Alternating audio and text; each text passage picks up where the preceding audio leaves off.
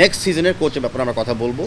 And তখন অবশ্যই সিদ্ধান্ত যেটাই হোক, যেমনে হোক, আপনাদের সাথে আমি শেয়ার করবো।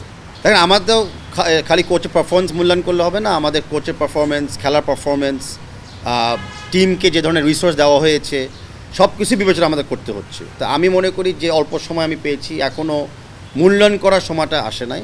তবে অনেক তথ্য, ডাটা, কম্পারেটিভ স্টেটমেন্টস, সেগুলো আমি নিচ্ছি। ন্যাশনাল টিমস কমিটিও সেগুলো নেবে। সেটা বিবেচনা করে আপনাদের সাথে আমরা শেয়ার করব যে আমরা আসলে কীভাবে বিগত 1 বছর আর তার আগে যে 2 বছর কন্ট্রাক্ট ছিল সেগুলোকে আমরা মূল্যায়ন করেছি। দেখেন, আমরা এখনও নতুন বা পুরান কোচ নিয়ে আমরা এখনও কথা বলছি না। আমরা প্রতিটা দিন কন্ট্রাক্ট অনুযায়ী আমরা এগিয়ে যাচ্ছি। তো বর্তমান আমাদের ন্যাশনাল টিমের কোচের কন্ট্রাক্ট আছে 31 ডিসেম্বর পর্যন্ত।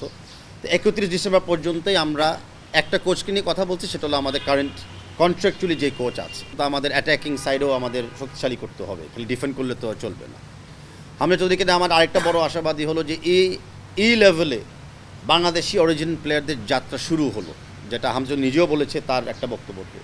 আমরা বিশ্বাস করি অনেক ট্যালেন্টেড প্লেয়ার্স আছে বাংলাদেশের মাটিতে, অনেক ট্যালেন্ট প্লেয়ার্স আছে Italian, Bangladeshi, Italian, British, Italian, German, could be Bangladeshi, south American.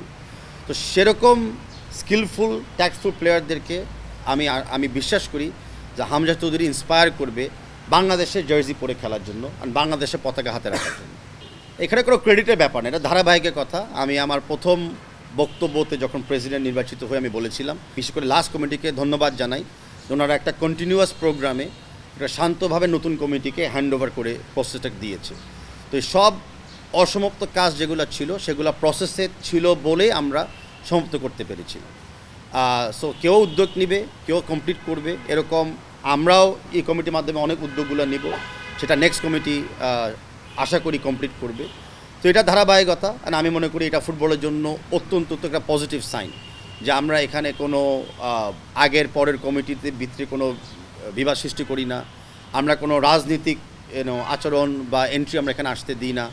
আমরা কোনো ব্যক্তিগত ইস্যুকে সামনে গড়তে দিই না। তো এই কালচারটা আই হোপ আমিও বজায় রাখতে পারবো। অ্যান্ড আমি বিশ্বাস করি এর পরের থেকে ফুটবলটাকে আরও উন্নতমান আমরা করতে পারবো। আমার এই মুহূর্তে কোনো বিষয়তে ক্লিয়ার করার কোনো তথ্য নাই, কারণ আমরা এখনও প্ল্যানিং স্টেজে আছি। আমি অ্যাপোলোজাইজ করি যে আপনাদের অনেক প্রশ্নের উত্তর আমি এখন দিতে পারছি না। বাট এএফসির আমরা স্কেজুল মাত্র পেলাম। এএফসি কোয়ালিফায়ার্স কাপের স্কেজুল পরে আমরা আমাদের প্ল্যানিং শুরু করে দিয়েছিলাম। প্ল্যানিংয়ের ইন প্রিন্সিপাল থাকবে অবশ্যই ফ্রেন্ডলি ম্যাচ, কিন্তু ফ্রেন্ডলি ম্যাচটা ক্লোজ ডোর হবে। আমরা ডেফিনেটলি ভিডিও বা আউটসাইডার স্কাউটদেরকে সেখানে অ্যালাউ করতে দিব না।